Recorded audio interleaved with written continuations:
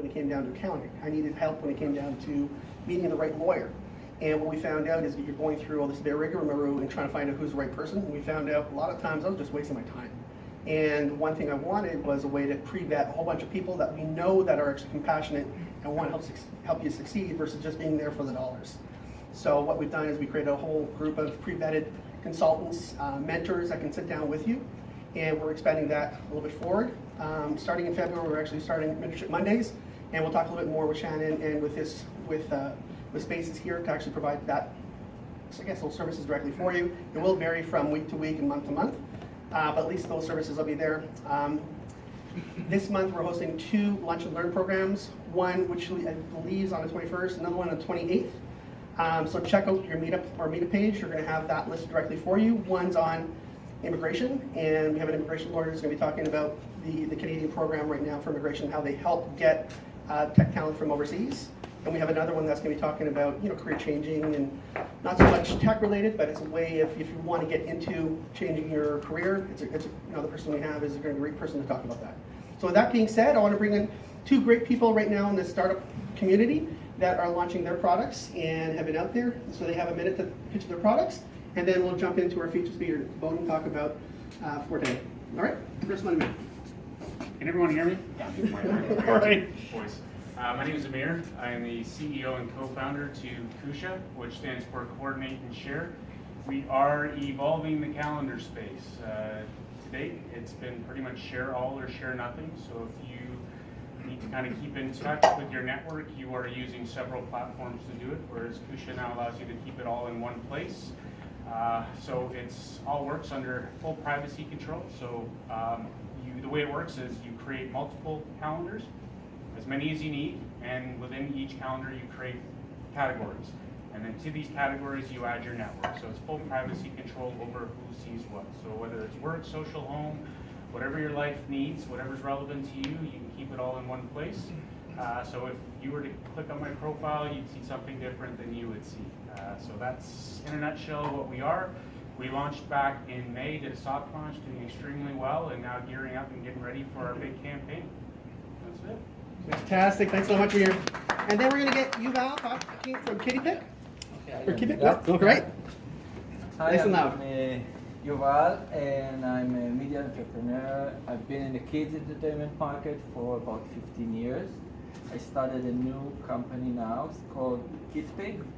It's a platform for kids that allows them to share their reviews about local attractions, like Yelp for kids, by kids. So we are developing that. It's a platform. It's an app that connected to a unique YouTube channel, and we recently raised some money and hopefully launch the product during this year. Fantastic. Thank you so much for telling us a little bit more about KidPick. You know, today's actually a really smaller group than some of our others, and I think we've always been known to be a little bit more intimate, and I've liked the fact they're trying to keep everybody almost like a big happy family. So with that being said, I'd love for everybody to give maybe a 30-second introduction of who they are, and really try to keep it at 30 seconds so we're not, I don't want someone to take 2 minutes or 5 minutes talking about their product, but really, I want to know in 30 seconds who you are, what you're about, and then we'll start the talk. Hi guys, this is Mansoor, and I'm interested in launching a startup. I haven't actually made any commercial thing yet, so it's not on the map grid currently, and it's more of a learning environment that I'm interested in. That's why I signed up for Startup Tech. Fantastic. It's like musical chairs with a mic. Go for it. Hi, I'm Top. I do network consulting and co-location for small and medium businesses with like fiber internet and stuff like that. Perfect. So I'm just here today. Fantastic. Sorry. Hi, I'm Margaret. I just moved here. I was a co-founder of a tech company in New York and spent some time in Hong Kong as consulting with some tech companies as well. My background's in finance, and so just wanted to get to know people in this community, looking to work with startups. If you need some finance, business strategy, trying to raise money, looking for some advice, I've been there and done it, and I'm looking to get involved. Fantastic. That's Margaret. Just so you guys know, Margaret. There you go. Hello everyone, I'm Roma. I'm recently graduated. I'm on my second startup right now, and it is publishing. So if anybody here would like to write a book or they are an expert in their field, please come talk to me. Thank you. Fantastic. Hi everyone, I'm Aaron. I'm from Turkey and I'm a mechanical engineer and I develop a automobile product. That's all. That's not all, but that's a good start. There you go. Hi, my name is Avner. I'm from consulting and fintech, and I'm looking to build a foreign exchange processing system to actually remove the insane fees that both the merchant and the consumer pay. Fantastic. Have to follow that. Hi, I'm Chris. I run a small consultancy back home in Jamaica, and I'm in search of like-minded people, and that's what brought me here today. So, thanks. Beautiful. Hi, I'm Jennifer, and I work here in the building. I run a transportation company, so if anybody has any retail products, please come see me. Okay. Beautiful. Hey, I'm Wes. I'm a digital marketer. I run a small agency upstairs on the 7th floor, and huge techie. Really excited about SpaceX's successful launch today. Hi, I'm Eva. I really don't have a background in entrepreneurship. I work for the Ontario Public Service, and I just want to hear more about what you guys have to share, ideas, and I know we're an area of digital transformation, so it would be cool to see and share ideas with my work on how we can change the world in my office. Perfect. Nice. Hi, my name's Ali. I'm today here with my friend here. We're students right now, but we're at the 0 point. Hopefully you'll hear about us in future. Do I need to talk? I'm Ramti. I just got my master's in computer science. I'm working as a machine learning engineer in a company called Eco. Perfect. Hi everybody, I'm Rosita. I'm here for the booze. Thank you very much. I love it, honest. Hello everyone, my name is Tral. We are a startup called Epignostics, and we provide artificial intelligence tools for medical and biological diagnostics. Beautiful. Hi, my name is Julie. I manage marketing at a Salesforce consulting firm. I'm Dave, and I'm founder of Absolve. We're a Salesforce consulting company, so we help businesses who are evaluating or using Salesforce to help power extraordinary results for their business, and we've chosen to use Salesforce as the platform to do so. Thank you. My name's Liam, and I work at Salesforce, so it's kind of fun. I'm a sales development rep there, and I just want to learn about the startup scene around here. Fantastic. Hi guys, I'm Shannon. I'm with Spaces, and I provide the booth. I run the events and marketing program at Space, and if you guys need any kind of space for events, or if you want to host a lunch and learn, just reach out. Fantastic. Love the space. Love the space. Here we go. Hi, I'm Abdul. I'm a developer, and I work at a local startup called Hi Mama, where we develop a SaaS platform for the daycare industry. And I'm just here to see what else is going on in the city. I'm Mayur, and I'm just recently graduated, and I'm looking for a full-time opportunity in a .NET development. I'm Sia Bosch. I'm the CEO and co-founder of Loaded. It's a peer-to-peer freight transportation, freight forwarding, logistics automation platform. Peer-to-peer.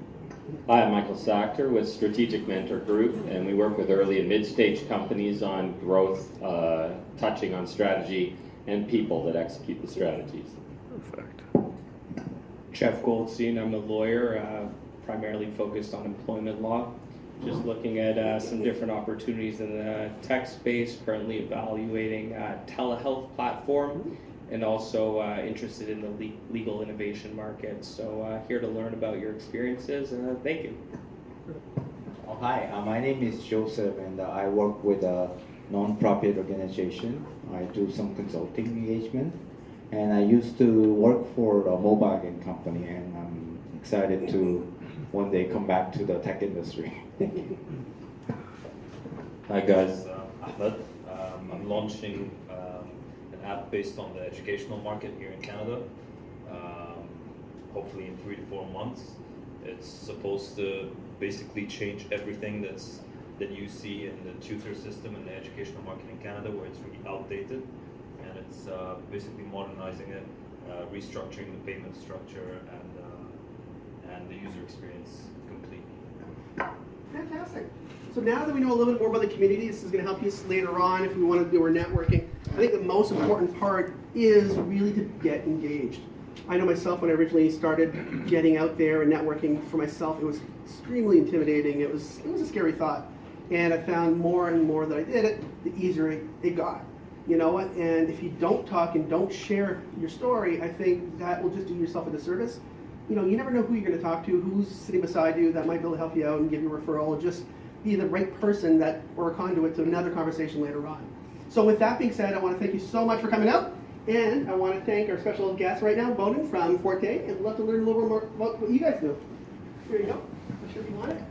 Sure. I'm also here for the booze. But apparently I have to talk for a bit. Okay. So, how should I start? Biography? Okay. Well, let's start off with learning a little bit more about your background, who you are, and where you started from. Okay. I guess I meandered into entrepreneurship. I started in probably the most anti-entrepreneurial environment known to mankind, i.e. a telco. So I was in the Bell Canada Empire for a full 7 years of my career, and actually it was a great training ground. And obviously I learned a lot about project management, cross-functional design, getting things done within that construct. But I knew something was wrong, largely because they tried to fire me 3 times. It was kind of a weird love-hate relationship. They said, you're fired, but keep doing what you're doing. Because I got stuff done. And I guess I got my first taste of a startup environment when I joined what at the time was a crazy young company called ClearNet, which this is now going back to the 90s. It was a 100-person company, pre-launch in terms of actually pre-licensed, so people thought it was crazy. Leaving this great steady career, was slowly climbing the corporate ladder to join this thing where I had no real title, for lack of a better term. But I made a leap. I said, if I'm not going to do it now, when I'm going to try this, because I knew something was nagging at me, something was missing from my soul, and I never looked back. So I loved it. I stayed until ClearNet was acquired by TELUS in 2000 for $6.7 billion.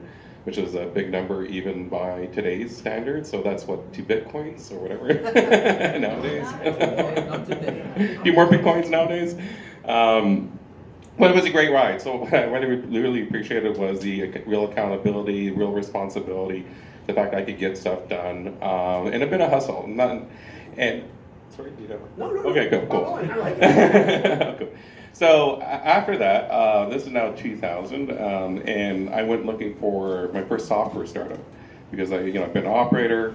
And interesting enough, a co-op I mentored 2 years earlier, named Lucas Wiskowski, had started this crazy little company called Redney. We met. He knew I was on the market. I wasn't going back into the great telco landscape again, and we realized that a common vision for a real-time billing system, which was science fiction back then. So I joined as Redney's first CTO. I stayed for 10 years, and that checked a lot of boxes for me. So I grew the team from 5 people to 170 people. I started and led the product management team. I grew its IP portfolio. We IPO'd in 2007. Redney is perhaps a slightly known Canadian success story because we bootstrapped all the way to 2007. Which is atypical. I can't think of too many startups that have done that all the way to IPO. After that, I stayed a little bit longer. We acquired 2 companies, one in Southeast Asia, one in Spain. But in 2010, I realized I spent 2 decades of my life in the telco landscape, and the world was changing rapidly, and I wanted to be part of it, so I left amicably. Joined Sanjay Singhal at his company, which was a holding company for a number of subsidiary firms.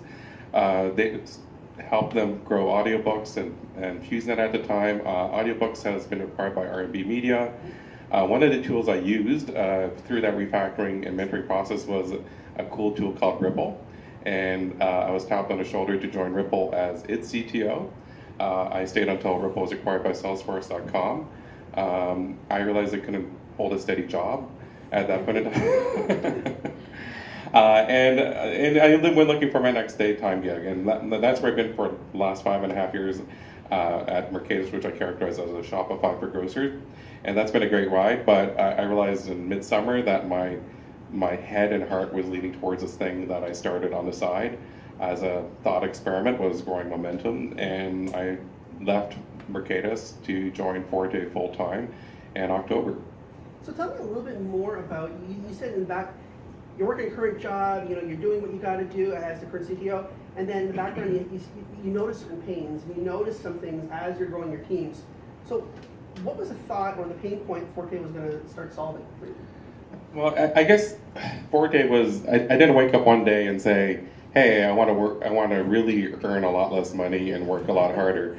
That was never the thought process, but I did have a pain point, and I've probably hired well over 1,000 people over the span of my career. And really, there are two things that I really look for, and like the secret, actually, let me backtrack 30 seconds. Really, the secret to my success, ultimately, is the people. Like, I don't do jack shit. My job is to find people to do the actual work, and my job is to get the right people on the bus. My job are to find people that are way better at me. If I was the best developer at Redney, it would have tanked long ago. If I was the best DevOps person in whatever company, trust me, things would be on fire. My job is to find people which are way better at me than anything else. And having said that, I had a really simple formula, and actually, probably one of my first engineering leader mistakes was hiring a bunch of smart people and thinking that they would figure it out. Trust me, recipe for disaster. And actually, there are really two elements. So one part of it does legitimately look for cognitive fit, and cognitive fit means a lot of different things, and it's kind of role specific. But I find people tend to be very word spotty. They say, have you had this title? You have this accreditation. And to me, that's the thin veneer. What I really look for is this ability to learn, adapt, and evolve. Because particularly in the knowledge industry, which I think most of us are in, that world is changing. And it's changing ever more rapidly. If I point towards DevOps, the tools that most IT practitioners use didn't even exist 2 years ago. And that's accelerating. Like, it's getting, so if you're not in a state of continual learning, you're going to be petrified and obsolete within 6 to 12 months pretty quickly.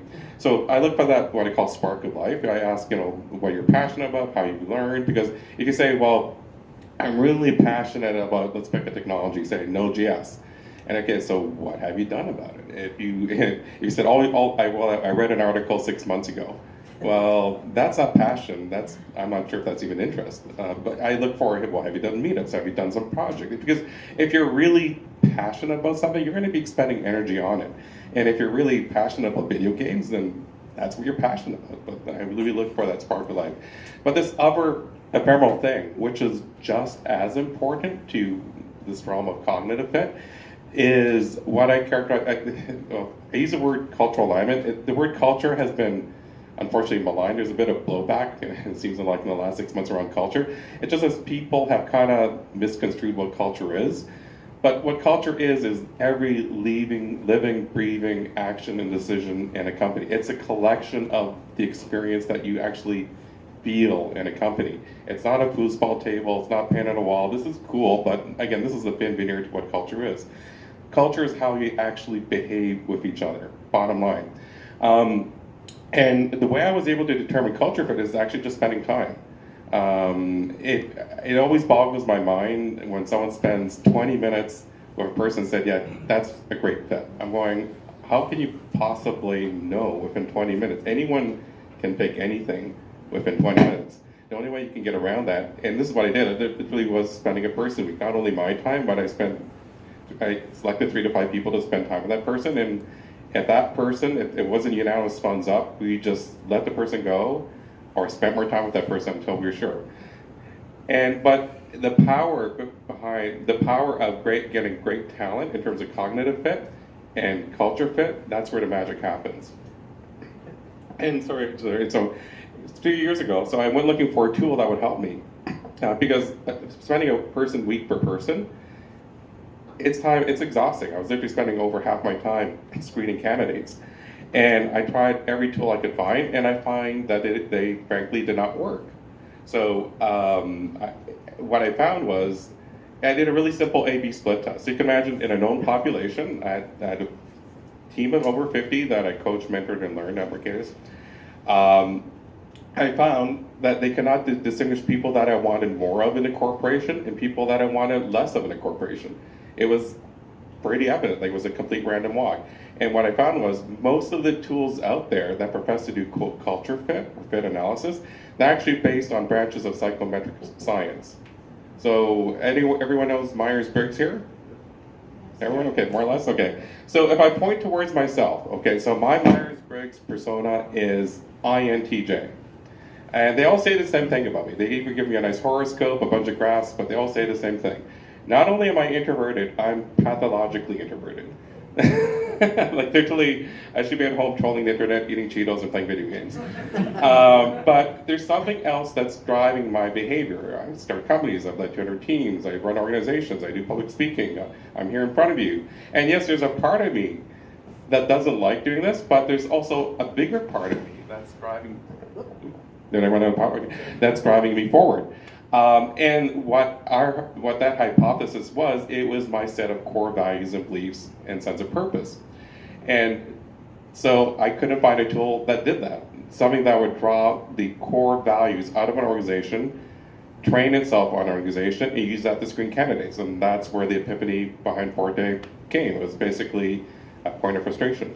So again, you're going through the process, you're understanding your own personal needs. You wish you had something like this if it was out there trying to solve your own personal pains. Now, tell me a little bit more about how you got together directly with your co-founder right now and really start saying, okay, you know what, let's start working together to solve this problem and move forward. And then eventually, that's, I presume, how Forte came about.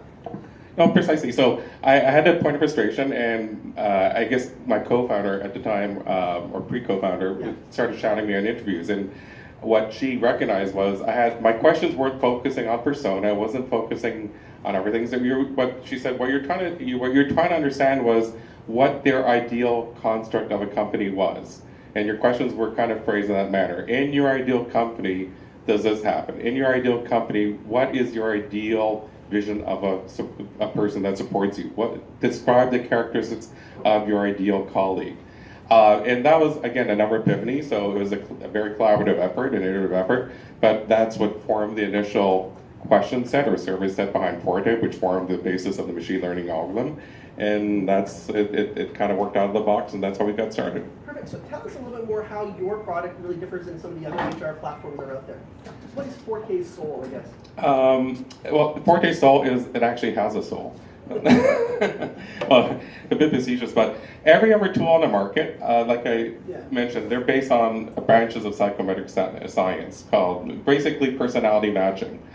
And so, for example, if they're saying, if you want a business development person, they start describing a persona. They say, well, you need the A-type, chest-beating, martini drinking, cigar smoking, madman persona. You know, the person. Woo! Okay. But you know, they try and fit the specific persona. But here's the thing: every independent scientific study on persona analysis shows there's actually no correlation between persona analysis and on-the-job performance. It's kind of a movie myth that we've perpetuated on and on again. In fact, you don't have to believe a word that I say. There's a small company called Google that came to the same result. So if you want to look this up, it's Project Aristotle or Project Oxygen, depending on which initiative you're talking about. They came to the same conclusion.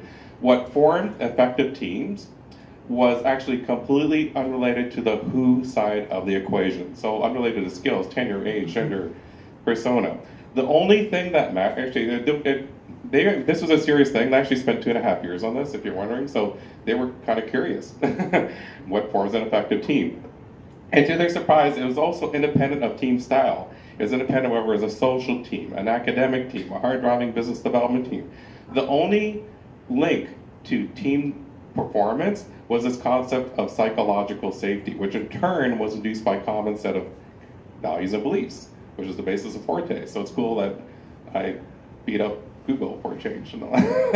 But you know, it's kind of the premise that it's a really simple hypothesis. You put a bunch of smart people in a room and they don't believe and the same thing, it's going to be a complete shit show. You put a similar group of smart people in a different room, and they believe in the same things, that's where you get quantum teleportation and warp drive and whatever Google's going to invent next.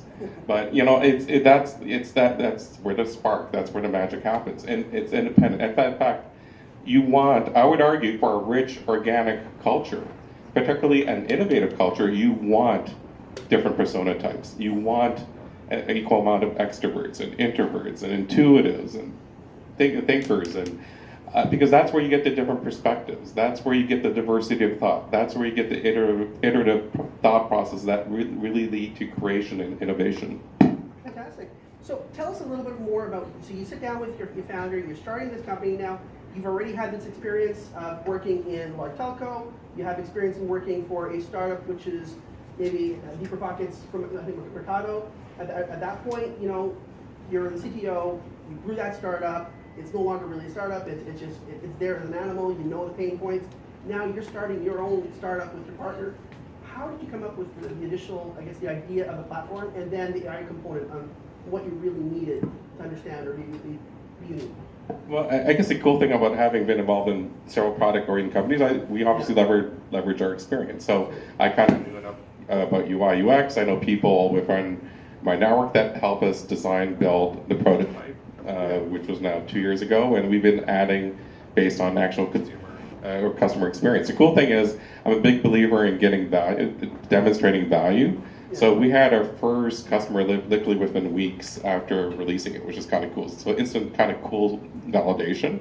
So we've slowly been building and adding features, but right now we're at the cusp of an interesting point in our lives where we actually need funding. Like actually, we closed our full first year of operation, 2017, at about 100K in revenue, which again, not bad for a bootstrapped startup. Unfunded bootstrap startup, I should might add. But now we need to grow up. So we need now that we think we have a thing that works, we need funding to grow a real business development team, go-to-market strategy, and also, everything. We've been super capital efficient for obvious reasons. Now we need local talent to build out our local operations team. Okay, so you're dealing with your product, you've got your product out there, you know what you needed when you were hiring.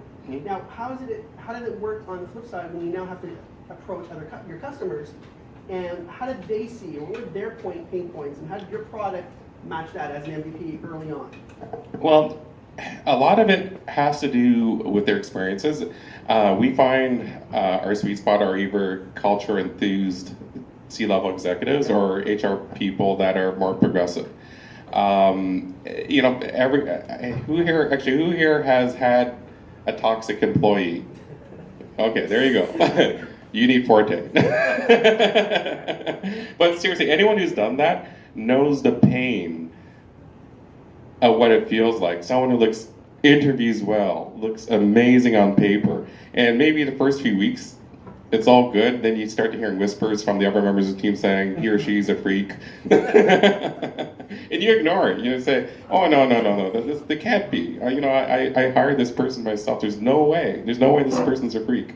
And you say, and time goes on because the people start threatening to quit, and stuff like that. And you say, oh, you know what? I'm going to take this person underneath my wing because just people don't understand you. There must be some communication thing. And after, 2 weeks later, you fire them because they are a freak. But again, the key thing is time, right? So there's something about that person. Actually, when you think about, people say, well, that person's a jerk. When you think about what's a jerk? A jerk is someone with a different, I can guarantee, because think about anyone in your life that's a jerk. They may be great on paper, but they just believe in different things. And trust me, it's not a question of if, it's always a question of when you realize that there's this ongoing conflict that it's better for you to part ways. Well, that's quite interesting. So now, early on, as you're building your company, you're trying to build your company, you're trying to help your customers build their companies with the right employees. What do you see are some of the biggest problems that, I guess, hiring managers really have? Okay. I guess the biggest problem is fundamentally the process of hiring hasn't changed since the dawn of the Industrial Revolution. Like seriously, we're partying like it's 1899. There's the resume screen, then there's the phone screen, then there's the pattern of quick interviews, then there's maybe the culture fit with the head of the department. But the pattern of hiring hasn't fundamentally changed. It's very prescriptive, it's focused on cognitive fit, it's based on your skills, focused on your accreditation. And maybe that worked at one point in time. And when you think about it, that's all you needed at the dawn of the Industrial Revolution. If you were just a cog in a big machine, whether on an assembly plant, you didn't really interact with anyone. So you just had to be good mechanically. But life has evolved. Now in the knowledge industry, you actually have to talk to people. You have to interact with people. And that's where the psychology of culture analytics works.